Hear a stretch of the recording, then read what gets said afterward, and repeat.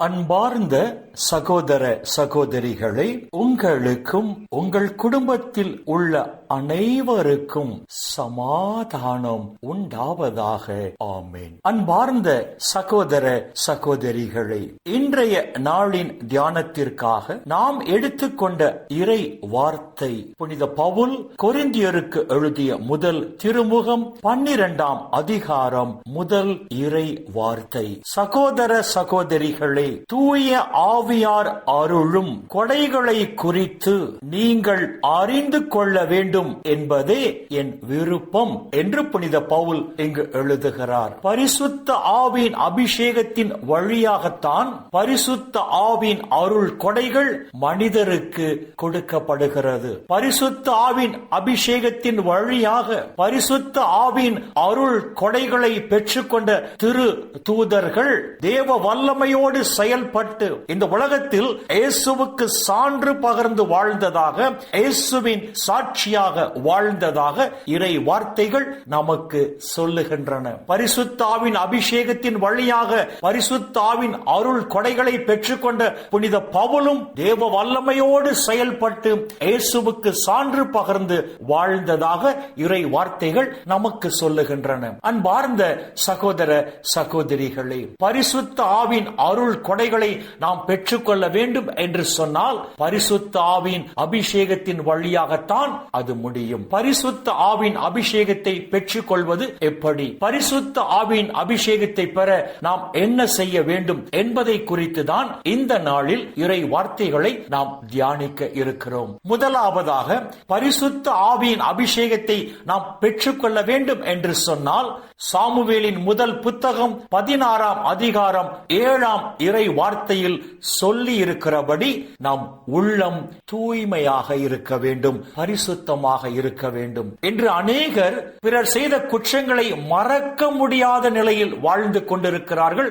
அதுவுமே ஒரு குற்றம். பிறர் செய்த குற்றங்களை முழுமையாக நாம் மறக்கும் போதுதான் நாம் முழு மனதோடு அவர்களை மன்னிக்கிறோம், நாம் மனதார அவர்களை மன்னிக்கிறோம். எனவே பரிசுத்த ஆவியின் அபிஷேகத்தை பெற்றுக்கொள்ள வேண்டும் என்று சொன்னால் என் உள்ளம் தூய்மையாக பரிசுத்தமாக இருக்க வேண்டும். இரண்டாவதாக, பரிசுத்த ஆவியின் அபிஷேகம் வேண்டும் என்ற வாஞ்சை தாகம் நமக்குள் இருக்க வேண்டும். யோவான் எழுதிய நற்செய்தி 7ஆம் அதிகாரம் 37 மற்றும் 38 இறை வார்த்தைகளின்படி பரிசுத்த ஆவியின் அபிஷேகம் வேண்டும் என்ற வாஞ்சை தாகம் நமக்குள் இருக்க வேண்டும். மூன்றாவதாக, பரிசுத்த ஆவியின் அபிஷேகம் வேண்டும் என்ற வாஞ்சையோடும் தாகத்தோடும் இருக்கிற நாம் புனித லூக்கா எழுதிய நற்செய்தி 11ஆம் அதிகாரம் 13ஆம் இறை வார்த்தையில் சொல்லி இருக்கிறபடி தந்தையாம் கடவுளை நோக்கி, அப்பா, தூய ஆவியால் என்னையும் அபிஷேகம் செய்யுங்க என்று சொல்லி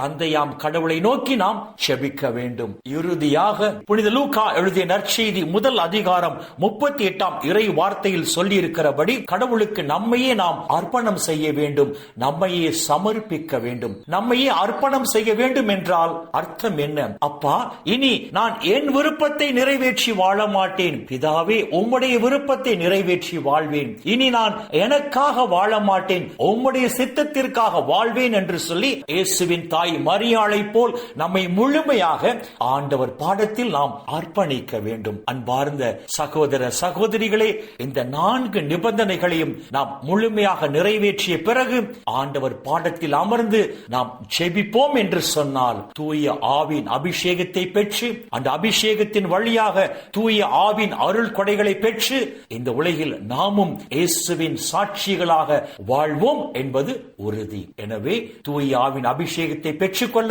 நம்மையே தயாரிப்போம். தூய ஆவியின் அபிஷேகத்தை பெற்று அந்த அபிஷேகத்தின் வழியாக தூய ஆவியின் அருள் கொடைகளை பெற்று இந்த உலகில் தேவ வல்லமையோடு இயேசுவுக்கு சான்று பகர்ந்து வாழ்வோம். அப்பொழுது பரலோக பிதா இந்த உலகிலும் நம்மை ஆசீர்வதிப்பார். இந்த உலக வாழ்வின் முடிவில் நிலை வாழ்வையும் நமக்கு பரிசாக தருவார். இந்த இறை சிந்தனைகளோடு நாம் ஜெபத்திற்குள் கடந்து செல்வோம். எங்களை நேசிக்கிற நல்ல பிதாவே, அப்பா, இந்த உலகில் இன்னும் ஒரு நாளை நீர் எங்களுக்கு சேர்த்து தந்தீரேன். உம்முடைய கிருபைக்கு நன்றி சொல்கிறோம். பரிசுத்த ஆவியின் அபிஷேகத்தை பெற்றுக்கொள்ள மட்டுமல்ல, நாங்கள் எவ்வாறு எங்களை தயாரிக்க வேண்டும் என்று சொல்லி உம்முடைய உயிருள்ள வார்த்தைகள் வாயிலாக எங்களோடு பேசினீரே. அப்பா, உமக்கு நன்றி சொல்லுகிறோம். அப்பா பிதாவே, பரிசுத்தாவின் அபிஷேகத்திற்காக எங்களையே நாங்கள் ஆயத்தப்படுத்தி உம்முடைய பாதத்தில் நாங்கள் காத்திருக்கும் போது